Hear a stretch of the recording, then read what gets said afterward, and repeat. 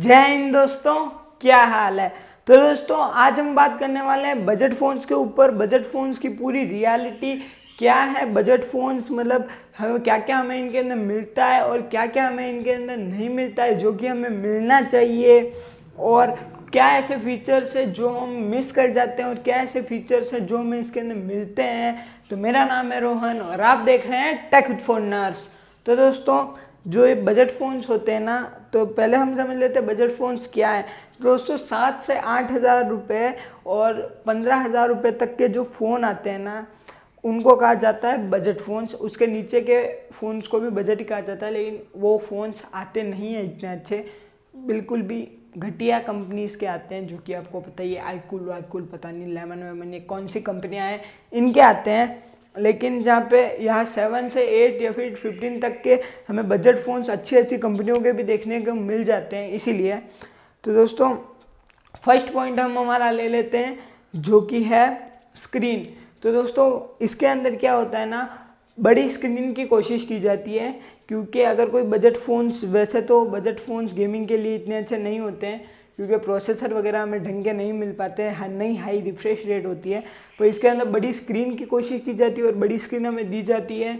लेकिन कुछ कुछ कंपनियां अभी भी ऐसी हैं जो अपने बजट फ़ोन्स के अंदर 720p स्क्रीन देती है, जो कि मेरे हिसाब से बिल्कुल भी सही नहीं है, क्योंकि अभी तो 4K का ज़माना चल रहा है और वैसे में भी अगर हमें 720p स्क्रीन मिल रही है तो उसको 10,000 पे करने का कोई मतलब नहीं होता है।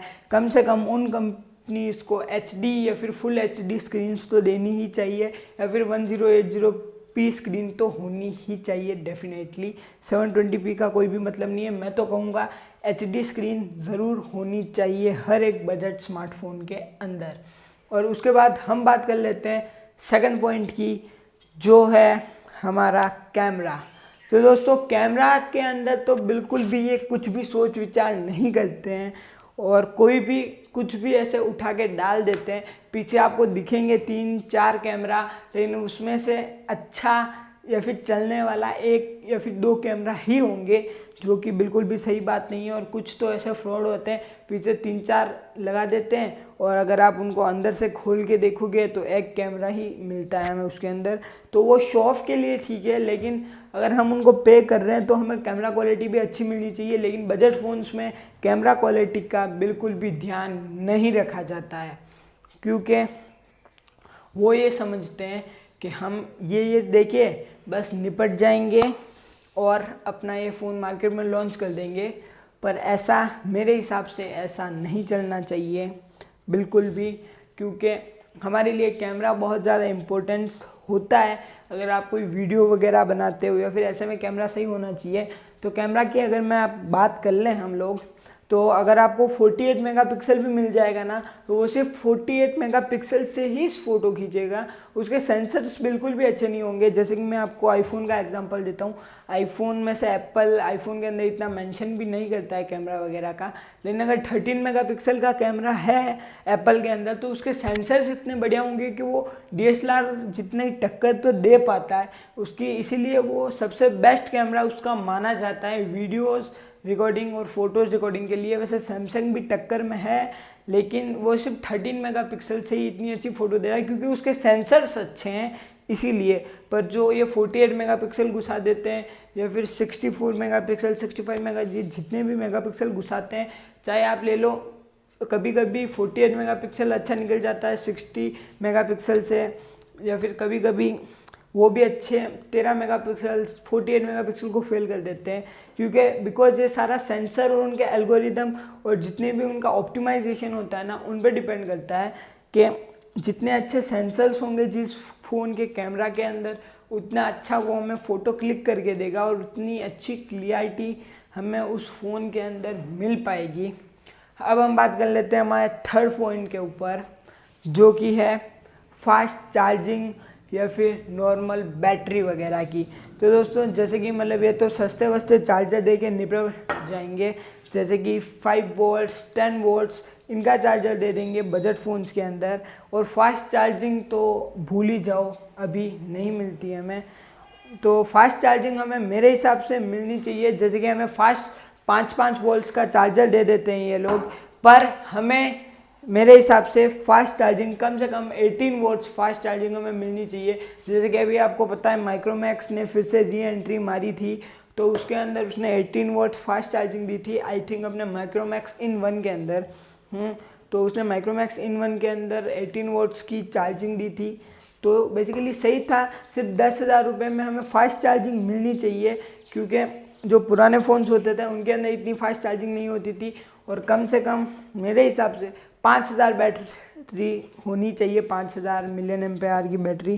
जैसे कि ये पोको C3 आया था अभी, तो कुछ 2-4 महीने पहले ही, तो इसके अंदर कुछ 5,000 mAh की बैटरी थी। और इससे अगर आप 1-2 हज़ार और पे करते हो ना, तो आपको मिल जाता है पोको M3। उसके अंदर हमें 6,000 mAh की बैटरी मिलती है।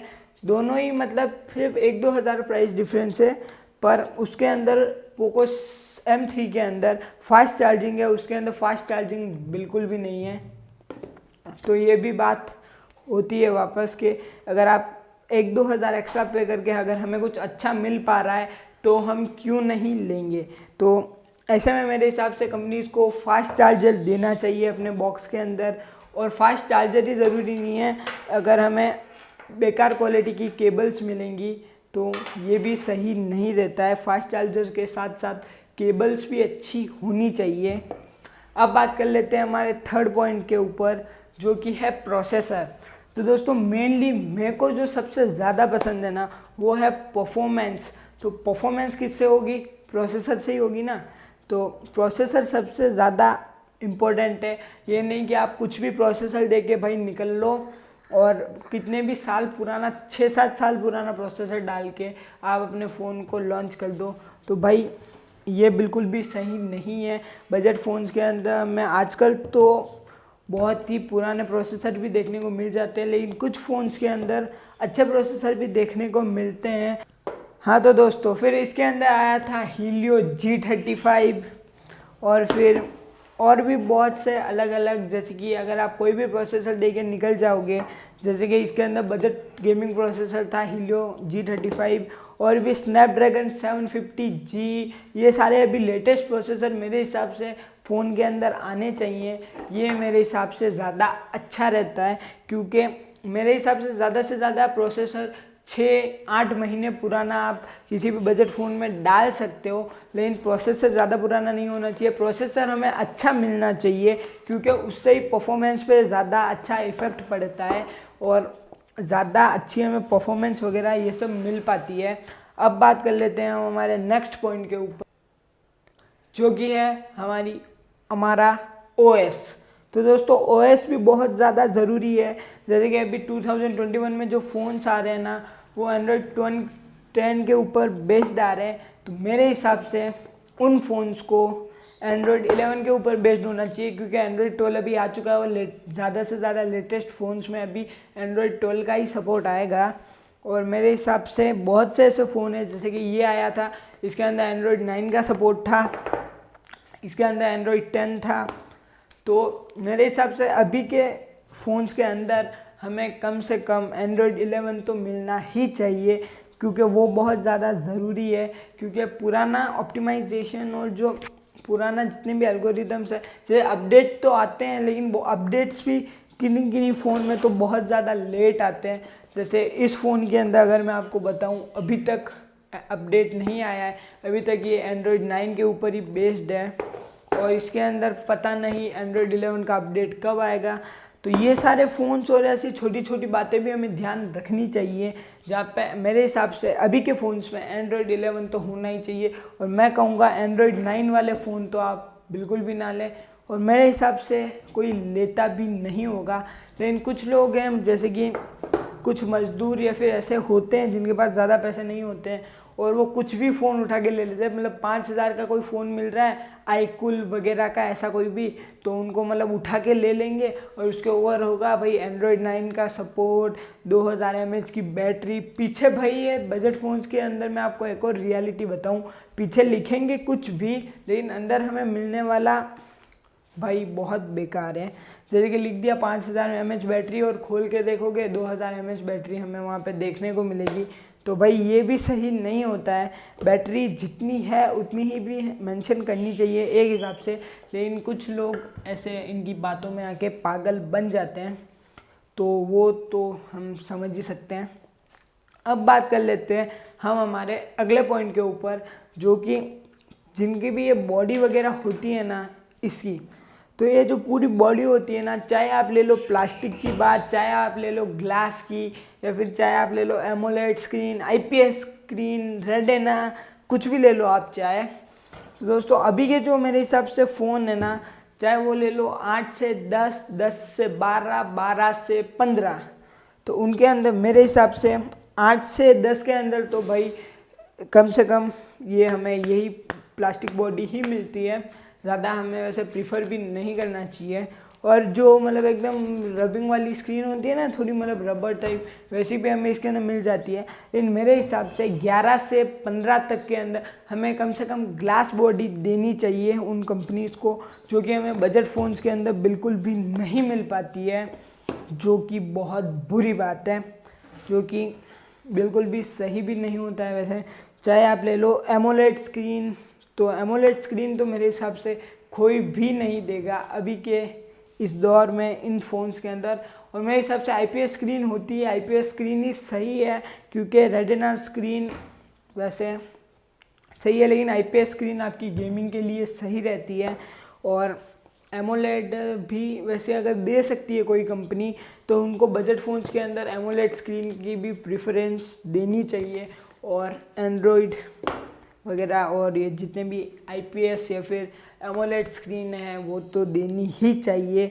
और भी मतलब मैं आपको बताऊं तो सब कुछ इनके अंदर, जैसे जैसे कि मैं आपको ऐसे इतना सा गिरा और खेल ख़त्म हो जाता है इन फ़ोन्स का, इसीलिए ज़्यादा अच्छी प्रोटेक्शन भी हमें इसके अंदर मिलनी चाहिए। मैं मतलब समझ सकता हूँ हमें इसके अंदर गोरिल्ला ग्लास विक्टर्स ऐसे तो नहीं मिल सकते हैं इस प्राइस रेंज के अंदर, लेकिन जो कुछ अच्छी प्रोटेक्शन हमें इसके अंदर मिलनी चाहिए, तो ये भी एक बात हो जाती है। तो दोस्तों अब बात कर लेते हैं गेमिंग की। तो गेमिंग आजकल के ज़माने में कौन नहीं करता, हम सब लोग गेमिंग करते हैं, और कुछ लोग तो पूरे पूरे दिन गेमिंग के अंदर ही लगे रहते हैं। तो दोस्तों गेमिंग के लिए हमारे लिए सबसे जो इम्पोर्टेंट चीज़ होती है वो होती है परफॉर्मेंस एंड प्रोसेसर। तो दोस्तों प्रोसेसर मेरे हिसाब से हमें बजट फ़ोन्स जितने भी हैं, चाहे किसी भी बजट फ़ोन्स को उठा के हम ले लें, उनके अंदर हमें इतनी अच्छी गेमिंग के लिए चीज़ नहीं मिल पाती है, क्योंकि वो इतने हाईली डेवलप्ड एंड उनके अंदर इतना हाई रिफ्रेश रेट नहीं होती है। इसलिए मैं आपको कहूँगा, अगर आप अपना थोड़ा बजट बढ़ा सकते हो तो आप थोड़ा बजट बढ़ा के एक अच्छा थोड़ा ठीक ठाक सा प्रोसेसर वाला या फिर गेमिंग वाला फ़ोन आप ले सकते हो। तो जैसे कि मैंने आपको बता ही दिया था, इसके अंदर हमें मिलता है हीलियो G35, जो कि एक बजट गेमिंग प्रोसेसर है। यहीं पे प्रोसेसर्स में हमें बहुत सारे मिलते हैं, चाहे 750G हो, चाहे वो हो डायमेंसिटी, हीलियो, स्नैपड्रैगन, कोई भी प्रोसेसर। और बजट फ़ोन्स के अंदर जो प्रोसेसर मेनली मिलते हैं वो इतने अच्छे नहीं होते, जिनसे हम इतनी अच्छी गेमिंग नहीं कर पाते हैं। जैसे कि मैंने आपको बताया, इसके अंदर हमें मिल जाता है हीलियो G35, जो कि एक बजट गेमिंग प्रोसेसर है। तो ये भी इतने अच्छे नहीं रह पाते। और वहीं पे हम बात कर लें रिफ्रेश रेट की, तो रिफ्रेश रेट भी इतनी अच्छी नहीं मिलती है। 50 से 60 तक की रिफ्रेश रेट हमें इसके अंदर मिलती है। और वहीं पे स्क्रीन अगर हमें फुल HD स्क्रीन मिल रही है, तो उसके अंदर भी हम लो सेटिंग्स या फिर हाई सेटिंग्स पर अच्छे खासे गेम खेल पाते हैं, लेकिन फुल्ली हाई सेटिंग पे हम गेम नहीं खेल पाते हैं। और फुल HD स्क्रीन अगर उसके अंदर है तो पिक्सल्स भी इतने अच्छे उसके नहीं होते हैं, और थोड़े कुछ बग्स ऐसे भी होते हैं, और लैगिंग वगैरह भी होती है प्रोसेसर की वजह से, क्योंकि प्रोसेसर सबसे ज़्यादा मेन है। तो दोस्तों अगर आपका कोई भी फ्रेंड ऐसे ही बजट फ़ोन्स ले रहा है, चाहे ये हो या फिर कोई और, तो आप उनको फटाफट से वीडियो शेयर कर दो, ताकि वो इस चंगुल से बच पाए, बिल्कुल भी ऐसे बजट फ़ोन्स ना ले पाए। और फैला दो सब तरफ, चाहे हो व्हाट्सअप, इंस्टा, फेसबुक, ट्विटर, सब जगह फैला दो इस वीडियो को, ताकि कोई भी बजट फ़ोन्स अच्छी तरीके से खरीद सके। और मिलते हैं एक न्यू वीडियो में, तब तक के लिए फटाफट चैनल को सब्सक्राइब कर दो, वीडियो को लाइक कर दो, बेल नोटिफिकेशन को ऑल पे सेट कर दो। एंड जय हिंद, जय भारत।